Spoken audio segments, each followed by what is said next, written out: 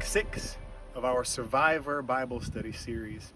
Today's topic is going to be how to survive my fear of an economic downturn. How many of you definitely have those fears right now? We just came out of a pandemic, and I know some of you may have lost your jobs, you may have your companies downsized, maybe your own personal companies that you have had losses instead of gains. And here we are, what seems to be on the other side of the pandemic almost, and now there's even more things in our way. There's the fear of war, and the war is causing gas prices to go higher. Now it costs $100 to fill up your vehicle where it was $50 before. So many things that are may be making us fearful. The stock market fluctuating may make you fearful of your 401ks. The thought of food shortages because of supply chain. Yeah, it's real.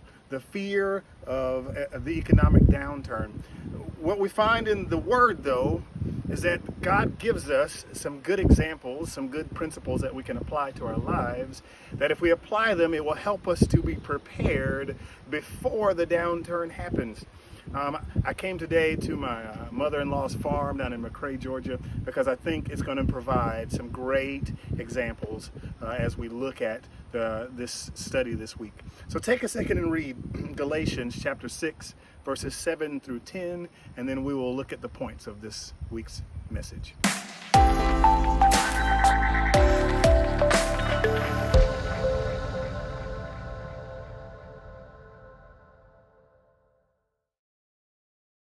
Point number 1 says, manage my finances based on biblical instructions.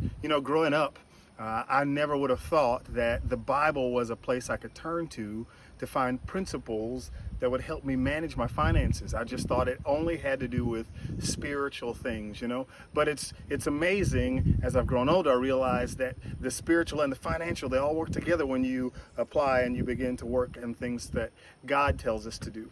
Pastor Jody here gives us 3 things that he says that the Bible tells us that we should do. He says, number 1, that we should save.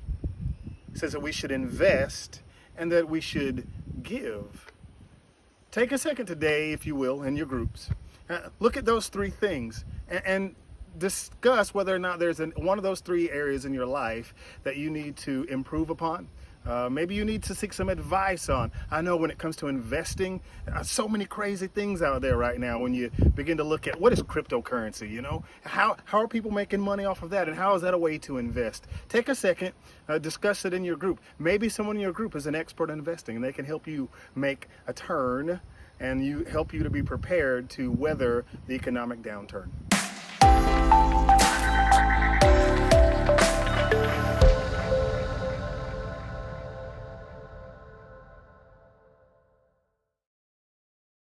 Point number 2 says, today's financial decisions determine future outcomes. I came here to this beautiful green field that you see behind me. I just had a conversation in the house with my mother-in-law about how that they have to make decisions now so that this hay will grow. Making the decision now to grow the hay, to plant the fertilizer, to invest and put in this irrigation system, it prepares them for future. And the reason it's important is that they have cows. And if they don't make the right decisions today, then they can't provide for the cows later. This verse tells us that we will reap what we sow. So it also tells us that we should not become weary of doing good, not grow weary in sowing. So take a second and discuss in your group.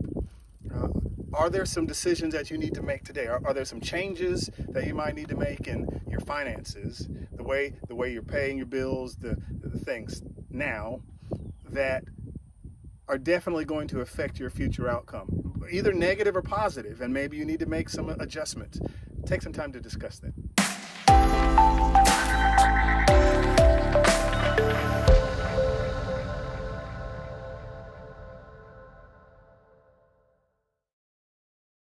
Point number 3 says, our financial health can become a blessing to many. I'm standing here in front of a mother-in-law's hay barn. She has nearly 100 acres here.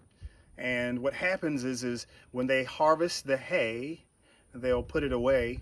And maybe other farmers in the area that don't have as much land but have cows, when they run out of hay, they know who to come to because they know that she has made the right decision. She's fertilized, she's grown, she's harvested, and she's stored up. And she's stored up more than she needs.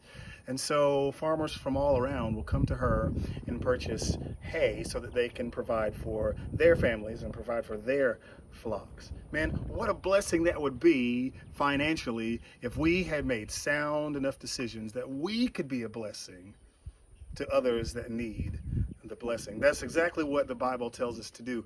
Take a second in your group today. Let's talk and discuss. Maybe there's an individual, maybe there's an organization that you are aware of that needs a financial blessing that you could really be the hands and feet of God for. And maybe individually you're not able to be that blessing, but collectively as a group, you could bless that person. Take some time and discuss that.